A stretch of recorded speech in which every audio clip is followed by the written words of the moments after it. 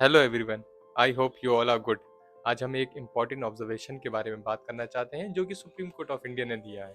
जी हाँ, मैं एक एडवोकेट हूँ और अक्सर मुझसे लोग सवाल पूछते रहते हैं, मेरे फैमिली, मेरे फ्रेंड्स, कि ये कोर्ट केस इतने लंबे क्यों चलते हैं और जजमेंट आने में इतना टाइम क्यों लगता है।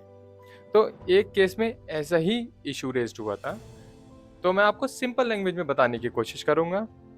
तो एक केस हाई कोर्ट में आर्ग्यू हो चुका है, जिसमें लॉयर ने अपने साइड से आर्गुमेंट रेस करा, एविडेंस लीड हुए और उसके बाद कोर्ट ने बोला जजमेंट रिजर्व। तो जजमेंट रिजर्व का मतलब अगर कोर्ट लैंग्वेज में समझें तो कोर्ट पहले केस को एनालाइज करेगा, उसके बाद आर्ग्यूमेंट और लीगल पैरामीटर्स को देखेगा और उसके बेसिस पे अपना जजमेंट डिलीवर कर देगा। तो नॉर्मली जजमेंट आने में कुछ वीक्स या कुछ मंथ लग जाते हैं, लेकिन इस केस में कुछ अलग ही हुआ। 6 साल तक जजमेंट डिलीवर्ड ही नहीं हुआ। जी हाँ, 6 साल तक जजमेंट पेंडिंग में रहा, जबकि प्लीडिंग सब खत्म हो चुकी थी तब भी। सोचिए ज़रा सिचुएशन उनकी कैसी होगी। पार्टी ने जहाँ पे अपने आर्गुमेंट पुट कर दिया था, एडवांस आर्गुमेंट हो चुका था, एविडेंस हो चुका था, लेकिन तब भी जजमेंट डिलीवर्ड नहीं हुआ। अब जजमेंट का इंतजार सालों के साल करना पड़े, तो अगर एडवोकेट के पर्सपेक्टिव से देखा जाए तो ये बहुत ही ज़्यादा सीरियस इशू है, क्योंकि ये सिर्फ केस ही नहीं, लोगों की लाइफ, फैमिली, इंटरेस्ट सब कुछ इंक्लूड करता है।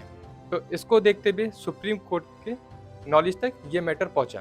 तो सुप्रीम कोर्ट ने एक इम्पॉर्टेंट प्रिंसिपल रिमाइंड कराया, justice delay is justice denied. Justice अगर बहुत डिले हो जाए तो वो जस्टिस डिनाई होने के बराबर है, क्योंकि जस्टिस तभी मीनिंगफुल है जब वो एक रीजनेबल टाइम में मिले। तो इस सिचुएशन को देखते हुए सुप्रीम कोर्ट ने एक रेयर स्टेप लिया।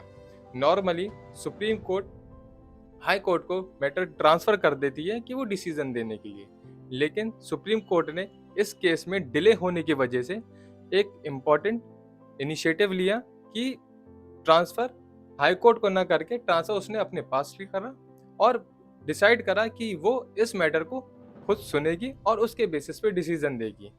और इसी को देखते हुए इस कोर्ट ने एक इम्पॉर्टेंट कॉन्स्टिट्यूशनल प्रिंसिपल भी याद दिलाया, article 21, right to life and personal liberty which include speedy justice. तो अगर सिंपल वर्ड्स में बोलें तो केस की हेयरिंग खत्म होने के बाद सालों तक जजमेंट डिलीवर्ड ना करना एक्सेप्टेबल नहीं है। तो एडवोकेट के पॉइंट ऑफ व्यू से देखा जाए तो ये जजमेंट जुडिशियल सिस्टम को एक स्ट्रॉन्ग रिमाइंडर देता है और कोर्ट को इंश्योर करना चाहिए कि अगर केस हियर हो गया हो तो एक रीजनेबल टाइम में उसका जजमेंट आना ज़रूरी है। और कॉमन पब्लिक के लिए भी ये डिसीजन इम्पॉर्टेंट है, क्योंकि ये दिखाता है कि जब जुडिशियल सिस्टम एक अनयूजुअल डिले करता है तो उसको करेक्ट करने के लिए सुप्रीम कोर्ट खड़ा है। तो दोस्तों, लॉ सिर्फ लॉयर के नहीं होता है, ये हर किसी की डेली लाइफ को अफेक्ट करता है। अगर आपको ऐसी सिंपल एक्सप्लेनेशन में वीडियो पसंद आए तो आप अपनी फैमिली और फ्रेंड्स के साथ शेयर करें और आगे की लीगल अपडेट के लिए हमारे साथ इन टच में रहें। Thank you.